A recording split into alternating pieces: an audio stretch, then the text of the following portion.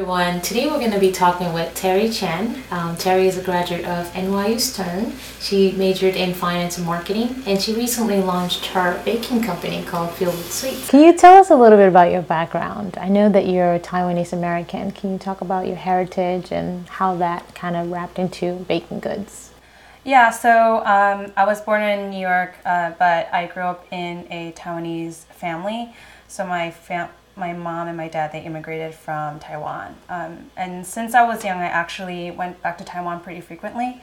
But, you know, I was able to taste a lot of Taiwanese flavors growing up. And even when I was in, New York, we would always eat, Asian food, right? So oftentimes I would just be eating flavors like what I'm baking into my cookies and cupcakes, like black sesame and jasmine tea, that's very common, green tea, all these flavors I grew up with and I loved. I'm basically putting them into baked goods, so that plays a huge part into, what I make. Is this something that you do full-time or is it something you do part-time? So now it's part-time. I'm doing this as a side business for now and then kind of see where it goes. My full-time job is being a consultant, so it's been interesting juggling both of these things at the same time.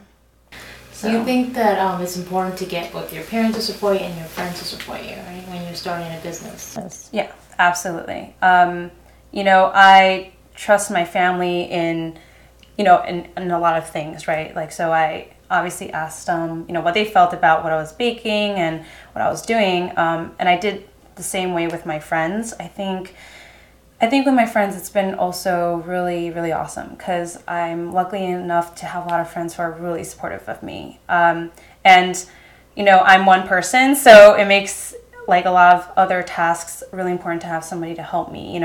Something as simple as carrying, the box of cookies over to where I'm going to be selling at, I have friends to help me. So they've played a large part in my success, whether it's through Kickstarter or just helping me at events or just being supportive. Yeah. It's been really good. Let's talk a little bit about Kickstarter. And what is Kickstarter? I know that it's a place where, young ventures come and post a comment about, hey, I want to do this, and try to raise an awareness and raise money at the same time. Yeah. How have you utilized that tool, and can you tell us a little bit about it? Yeah, sure. So like you said, Kickstarter is like this website that's for people to fund their ideas. So it ranges from anywhere from like music to food, which is what I do, to board games. It's like a slew of things. How I first came to knowing Kickstarter was through one of my friends. He was like, hey, have you ever thought about like getting funding using this website? And I was like, what is this thing? So, I go on Kickstarter, I check it out, I go to the food section, obviously, and I look at, what people's stories are, and then I was like, hey, I think I have an interesting story to tell, and we see how it goes. And it's been a huge blessing, I think. A lot of people have reached out to me, strangers and friends, and just like people you haven't talked to in a long time, and you're like, whoa, this is what you're doing. I saw you on Kickstarter, your video, and being able to hear your story. A lot of people are interested in finding out, what is going on. So I've been really blessed to get a great response on Kickstarter, and then also successfully fund my project. So that was really awesome. How much money were you able to raise on Kickstarter? Around $4,200. Oh wow, that's terrific. Yeah, yeah, it was really good. Can you just tell us a little about your journey? How did you find your passion for baking goods? That's a really good question.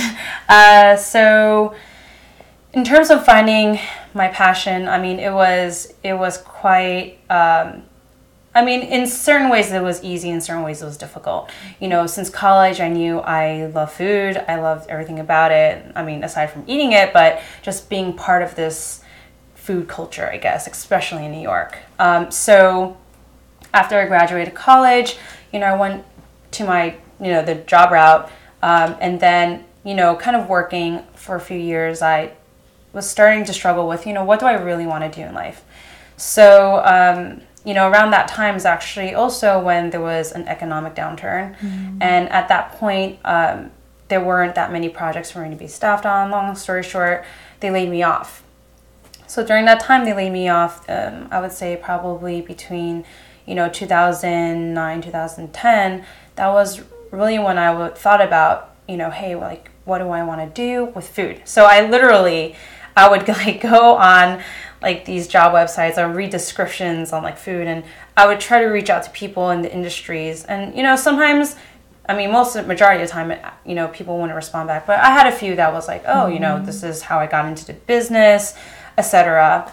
And then eventually one day I was, just thinking about this, and then, the idea about kind of, I don't know, like baking, and I've always done baking since high school with my best friend. So, it was something that I love to do.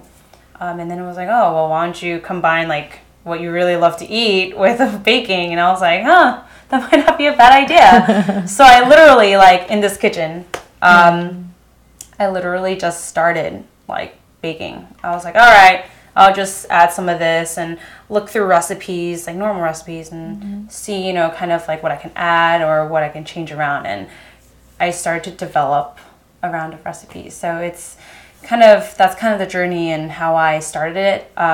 It wasn't necessarily through a business plan. It wasn't, I didn't sit down and was like, this is my mission. This is my, which is what I learned to do in B school. Right. But, I didn't do that for this actually. You talk about your community, and like you talk a lot about how your background, your culture, being a Taiwanese American, is so important for you to continue to push that image and educate people on your heritage. How have you kind of parlayed that with the way that you cook, in terms of like your style of bakery? So yeah, I mean, I've throughout high school, throughout all my life, I guess, I've always been very proud to be Taiwanese, to have that, and it's always been really close to my heart. I think I've done a lot of the events that I do or participate in have been like night markets with the Taiwanese American community or the Taiwanese community here in New York. So it's been really awesome being able to be plugged into that community. I've been able to meet so many people that come from the same background as I do and appreciate the same flavors, which is great. And at the same time, I participate in these general fairs, so I get to not just see what Taiwanese people like, but also like the general public, right? So, it's been, I think, in terms of just being able to participate in that, that's something that's always been important to me.